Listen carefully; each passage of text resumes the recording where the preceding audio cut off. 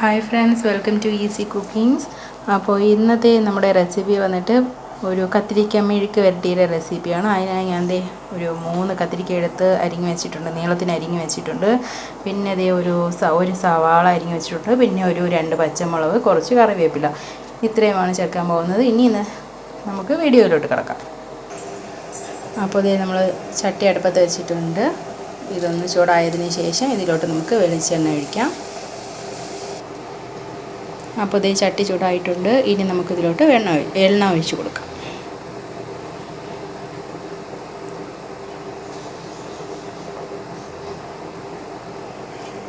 ഇനി നമുക്കിതിലോട്ട് കടുക് ചേർക്കാം. ഇനി നമുക്കിതിലോട്ട് കറിവേപ്പില ചേർക്കാം. അടുത്തതായിട്ട് നമുക്ക് അരിഞ്ഞു വെച്ചിരിക്കുന്ന പച്ചമുളക് ചേർക്കാം. അടുത്തതായി നമുക്കിതിലോട്ട് അരിഞ്ഞു വെച്ചിരിക്കുന്ന സവാള ചേർത്ത് കൊടുക്കാം. ഇനി ഇതിലേക്ക് നമുക്ക് കുറച്ച് ഉപ്പ് കൂടെ ചേർത്ത് കൊടുക്കാം. ഇനി ഇത് നമുക്ക് കുറച്ച് നേരം മൂക്കാൻ വയ്ക്കാം. ഇതൊന്ന് ശകലം വെന്തതിന് ശേഷം നമുക്കിതിലോട്ട് കത്തിരിക്ക ആഡ് ചെയ്യാം. അപ്പോൾ ഉള്ളിയൊക്കെ മൂത്തിട്ടുണ്ട്. ഇനി നമുക്കിതിലോട്ട് കത്തിരിക്ക ചേർത്ത് കൊടുക്കാം.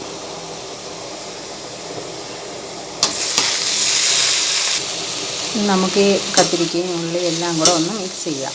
എന്നിട്ട് ഇതിലോട്ട് വീണ്ടും കുറച്ചും കൂടെ ഉപ്പ് ആഡ് ചെയ്യണം. ആദ്യം നമ്മൾ സവാള വേവുന്നതിന് വേണ്ടിയിട്ട് മാത്രമാണ് ഉപ്പ് ആഡ് ചെയ്തിട്ടുള്ളത്. ഇനി നമുക്ക് ഇതിലേക്ക് കൂടെ വെണ്ടയ്ക്കയിലത്തേക്ക് കൂടെ ഉള്ള ഉപ്പ് കൂടെ, കത്തിരിക്കയിലേക്ക് കൂടെ ഉള്ള ഉപ്പ് കൂടെ ആഡ് ചെയ്യാം.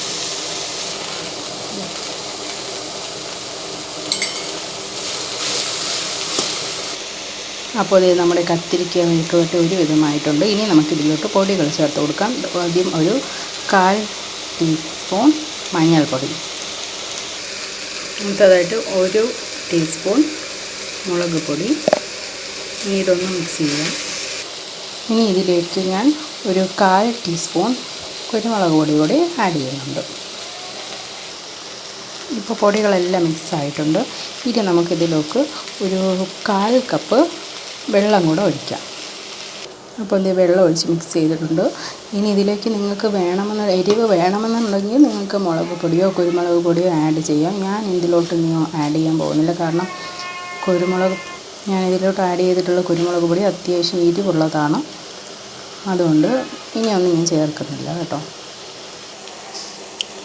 അപ്പോൾ ഇനി നമുക്കിത് കുറച്ച് സമയം അടച്ച് വെച്ച് വേവിക്കാം. പിന്നെ തീ നല്ല കുറച്ചിടണം കേട്ടോ. ലോ ഫ്ലെയിമിലാണ് ഇടേണ്ടത്.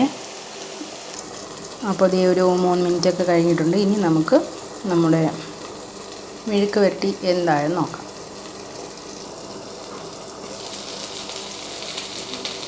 അപ്പോൾ നമ്മുടെ സ്വാദിഷ്ടമായിട്ടുള്ള കത്തിരിക്ക മെഴുക്ക് വരട്ടി റെഡി ആയിട്ടുണ്ട് ഉണ്ടല്ലോ.